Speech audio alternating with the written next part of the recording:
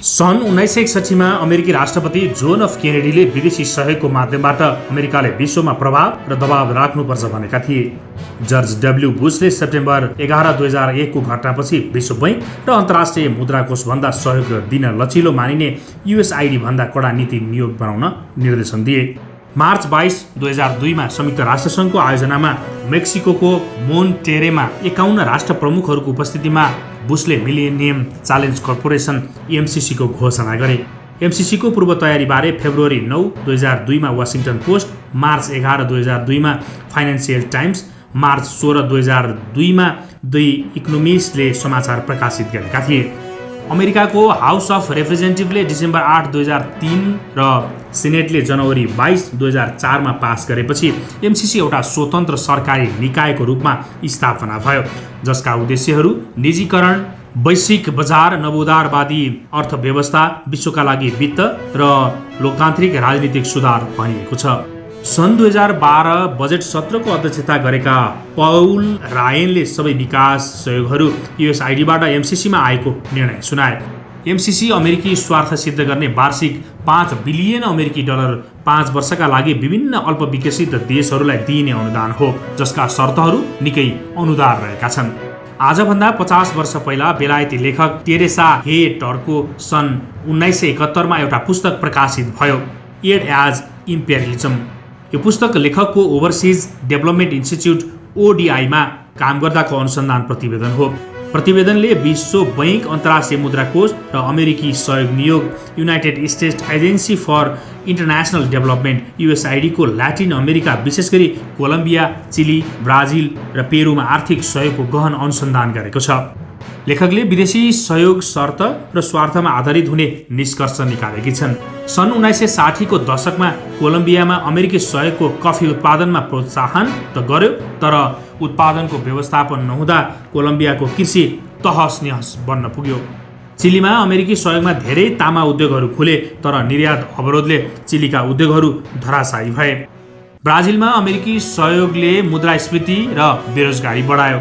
पेरुमा कपास र चिनी उत्पादनमा अमेरिकी सहयोग आयो, तर फ्रेन्च सुपरसोनिक मिराजको साटो अमेरिकी सबसोनिक हवाईजहाज किने मात्र कपास र चिनी किनिदिने अर्गेलो थापियो। सन् 2016 मा जोन स्मिथले Imperialism in the 21st Century पुस्तकमा धनी देशहरूले गरिब देशहरूको श्रम र साधनको कसरी शोषण गर्दछन् राम्रो चित्रण गरेका छन्।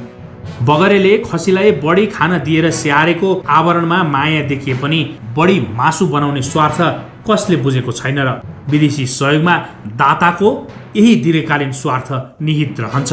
विदेश नीति राजनीतिको कार्यनीति हो भन्ने मान्यता सन् 2004 बाट एमसिसी को कार्यान्वयन सुरु भयो। नेपालले सेप्टेम्बर 14, 2017 मा यसमा हस्ताक्षर गर्यो।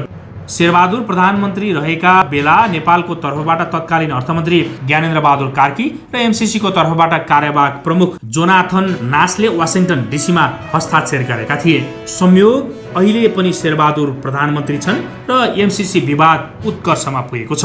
संसारका अनुदान दिने प्रमुख 5 देशमा अमेरिका पुछारमा पर्छ। अमेरिकाले सन् 2001 मा कुल ग्राहस्थ आयको 0.11% अर्थात् 11.4 बिलियन अमेरिकी डलर अनुदान दिने गरेको थियो भने एमसिसी पछि सन् 2005 मा कुल ग्राहस्थ आयको 0.22% अर्थात् 27.6 बिलियन पुर्यायो।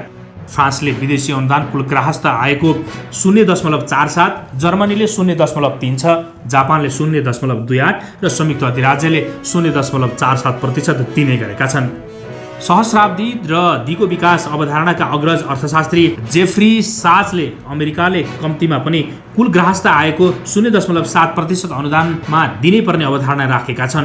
ट्रम्पको पालामा सन् 2018 को बजेटमा अमेरिकी अनुदानमा 32% कटौती गरियो। अमेरिकालाई मन पराउने देशहरूलाई अनुदान नदिने ट्रम्पको धम्की नै रहेको थियो। 4 वर्षदेखि नेपालमा एमसिसी विरुद्ध जनता सडकमा खबरदारी गरिरहेका छन्। आम नेपाली जनता एमसिसी को विरोधमा देखिएका छन्। एमसिसी मार्फत पाइने 500 मिलियन अमेरिकी डलरको आशमा केही अपवाद बाहेकका संसदीय दलहरू रियाल काटेर पछि दगुरेका छन्। यो रकम व्यक्तिका लागि ठूलो होला, तर देशका लागि हात्तीको मुखमा जिरा जस्तो हो। एमसिसीबाट आउने रकम नेपालको एउटा धनी परिवार विनोद चौधरीको सम्पत्तिको आधा जति पनि छैन। देशको एउटा परिवारको आधा सम्पत्ति बराबर रकमका लागि देशलाई बन्दकीमा राखेर देशद्रोही मात्र हुन सक्छन्। नेपाल सरकारले आफ्नो बुताले नभ्याएपछि एमसीसीको पदाधिकारीलाई नेपालमा निम्त्याएको छ। एमसीसीकी उपाध्यक्ष फातेमा सुमारको टोली नेपाल आउँदैछ। अफगानिस्तानमा हारपछि पराजयको मानसिकतामा रहेको फातेमाको टोलीलाई नेपाली जनताले सन् 1928मा भारत आएको साइमन कमिसनलाई विरोध गरेर फिर्ता पठाए जस्तो फिर्ता पठाउनेछन्। नेपाललाई एमसीसी चाहिँदैन, एमसीसी अमेरिकी साम्राज्यवादको एउटा हतियार हो। भरत पोखरेलले फेसबुक वालमा लेखेको यो टिप्पणी हामीले दैनिकीमा सावार गरेका हौँ।